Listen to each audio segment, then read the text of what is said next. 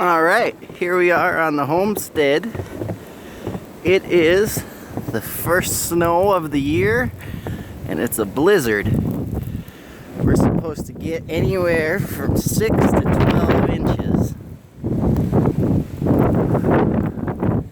The camera really doesn't do it justice because in real life you really can't see very far. Only a few, maybe 30 feet.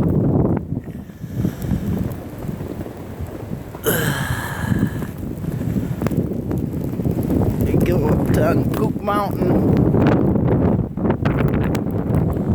Really good view of what everything looks like.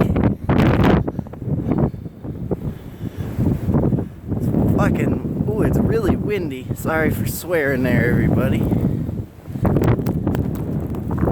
Ooh, up on the mountain is right where all the winds are going, right at us.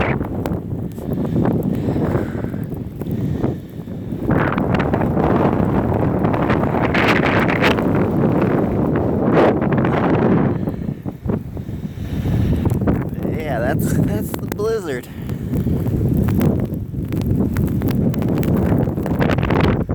It's really coming down.